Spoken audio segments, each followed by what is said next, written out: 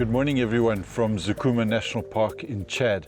I'm Doug MacDonald. I'm here with Togi, my colleague and guide, and Gerrit is here on camera. We're starting off very early in the morning from Tinga Camp, which is right in the center of Zukuma National Park.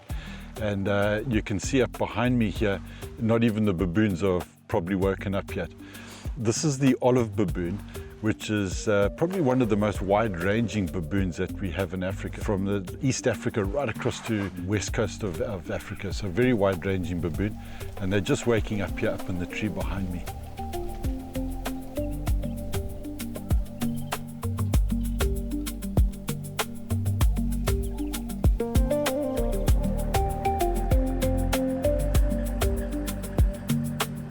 If you were here earlier in the year, this would actually be a lake behind me here. But what we've got here are the hartebeest. This is a variety of hartebeest called the Lewis hartebeest, and they're all just dropping their babies now. So there's lots of little baby hartebeest around at the moment. Great animal to watch, very odd looking, but great animal to look at.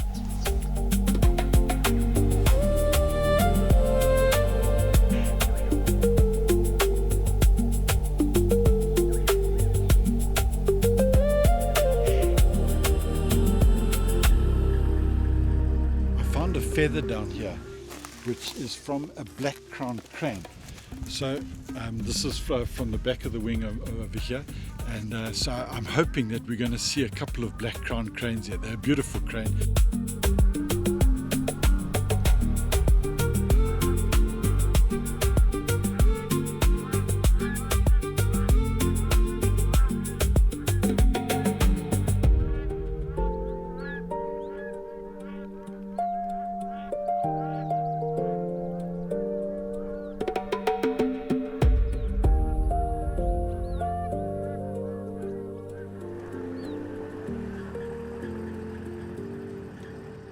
Just come across a really nice tower or journey of giraffe. You often find these young giraffe together like this in a group, like a nursery group, with not enough adults to correspond to the babies. So some of the mums are just not here.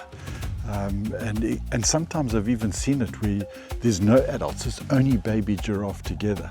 They tend to do this, where they leave the babies alone and the mums go off to the shops or whatever that they've got to do, get their hair done or whatever, and then they come back to the babies.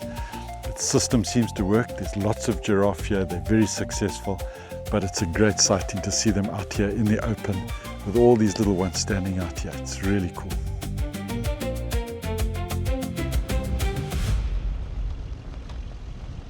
Behind me here is an African open-bill stork, and there's lots and lots of them here in Zukuma.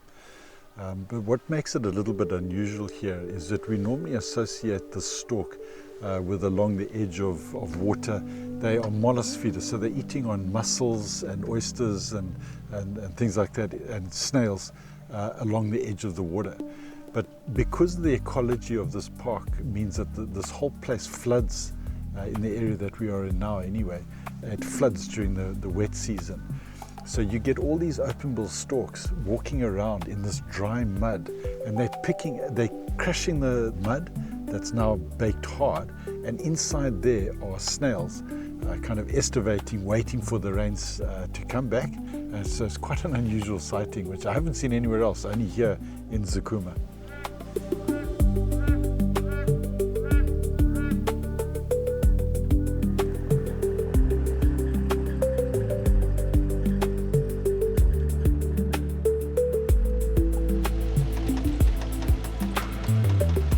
Here in Zukuma, it's often difficult to know what to look at next, but we've just been driving down the road here and we've got on our side here some Abyssinian ground hornbill.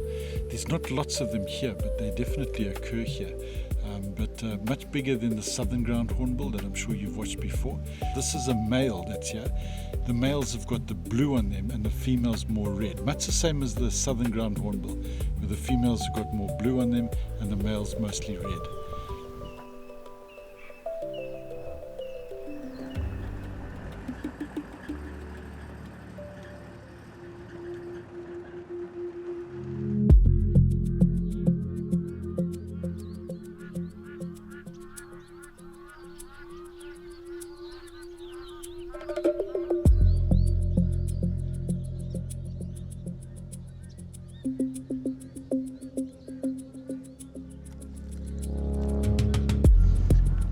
got a really interesting sighting here that we've got on the side of this wetland. This is a python. But what's really interesting about this python that you see down here is that because he's been swimming through the mud to catch frogs and bits and birds and so on in the water here, his eyes are completely covered in mud.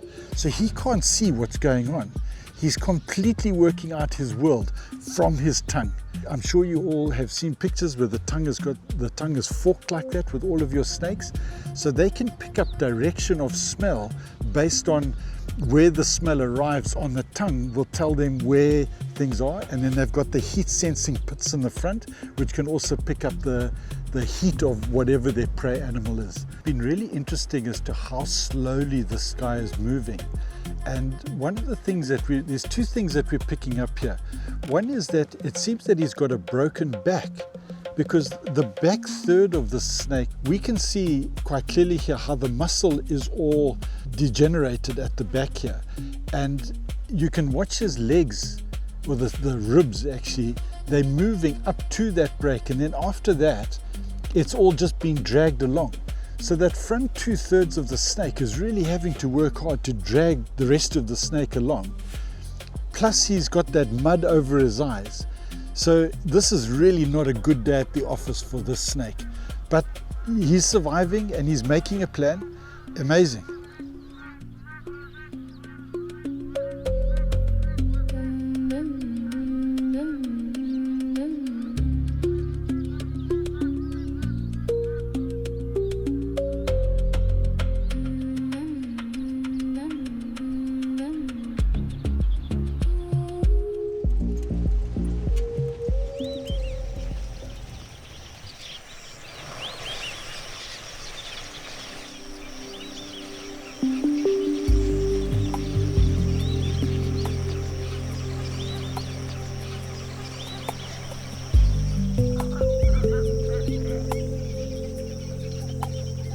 In these wetland areas, there's a whole menu of birds that are down here, of herons and ibises and waders and storks and so on, are all feeding here. And we've also got these buffalo in the water here, and there's big flocks of quelea coming in to drink right next to us. On the far bank, we've got a whole group of black-crowned cranes. You just don't know where to look next. It really is a fabulous place and a great way. So we're going to have a bit of golden good and a gin and tonic and make our way back to camp with the spotlight shortly.